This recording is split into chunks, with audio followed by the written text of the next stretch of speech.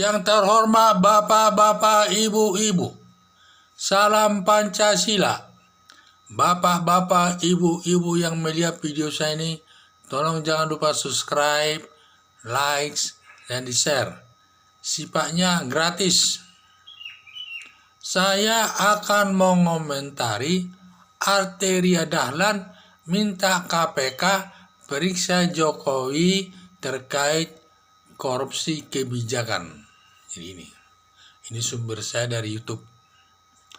Jadi saya lihat di YouTube itu Arteria Dahlan, anggota DPR dari fraksi PDI, Partai Persatuan Pembangunan, Partai Demokrasi Indonesia Perjuangan. Dan di sana dia minta Jokowi supaya diperiksa KPK terkait dengan kebijakan Jokowi. Ini kaitannya kepada perubahan anggaran. Rupanya Presiden baru-baru ini, karena ada kaitannya dengan virus corona ini, melakukan perubahan anggaran. Di antara anggaran-anggaran itu banyak bagian-bagiannya.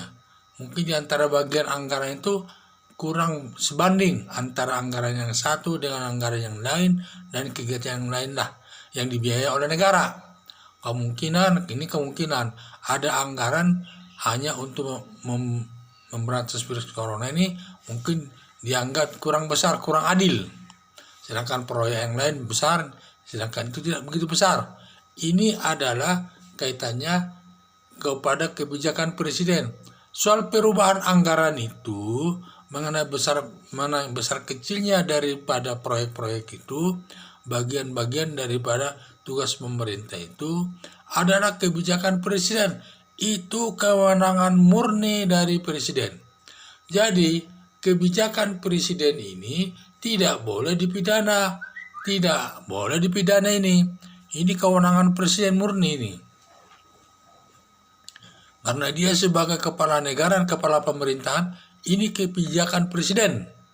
Tidak boleh dipidana kebijakan Presiden. Masalah anggaran dan sebagainya. Masalah anggaran ini, kebijakan Presiden ini bisa dipidana kalau sudah ada terbukti perbuatan korupsi di dalamnya. Dalam pelaksanaannya, semua anggaran itu sudah ternyata ada yang melakukan korupsi. Korupsi itu macam-macam bentuknya. Ada korupsi yang merugikan keuangan negara, ada korupsi berhubungan dengan jabatannya.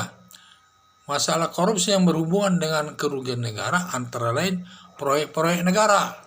Jadi ini diatur dalam Undang-Undang Nomor 2 Tahun 19 Undang-Undang Nomor Pasal 2 Undang-Undang Nomor 31 Tahun 1999 tentang pemberantasan tindak pidana korupsi. Kalau memang nanti di situ ancamannya ini juga cukup berat, hukuman mati seumur hidup dan hukuman badan maksimal 20 tahun. Dan di sini sifatnya ada kerugian negara itu, yaitu kerugian negara karena kaitannya dalam melaksanakan proyek-proyek pembangunan itu. Di antara proyek pembangunan itu ada yang dipotong sehingga negara rugi. Ada namanya kerugian untuk negara. Ada juga korupsi yang bukan kerugian negara, tetapi sifatnya gratifikasi, menerima sesuatu berhubungan dengan jabatannya. Itu diatur dalam pasal 5, pasal 11, pasal 12 Undang-Undang Nomor 20 Tahun 2001 tentang pemberantasan tindak pidana korupsi.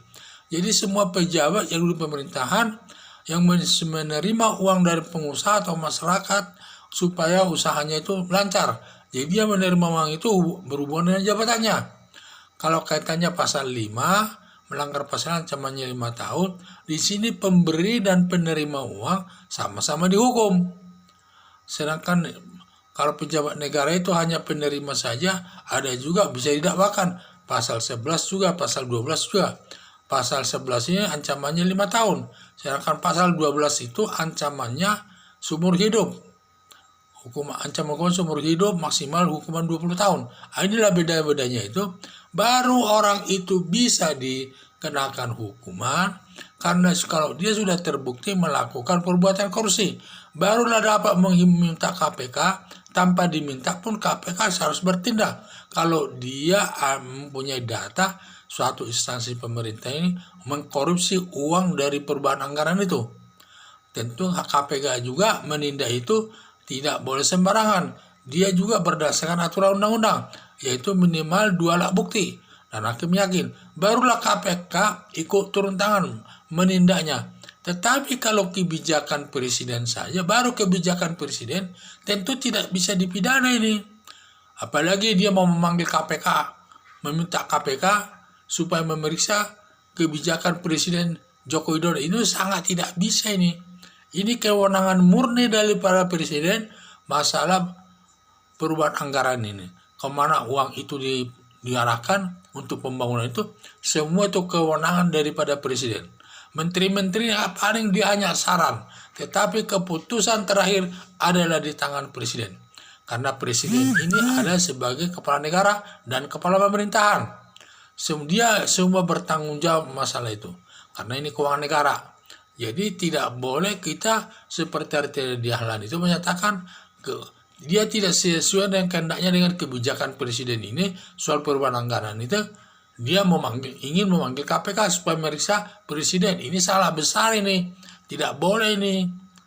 Tidak sesuai dengan aturan hukum ini, bertentangan dengan aturan hukum ini kebijakannya ini. Karena Presiden itu sebagai kepala negara melakukan perubahan anggaran itu kewenangan murni daripada Presiden dan tidak boleh dipidanakan. Sekian dan terima kasih.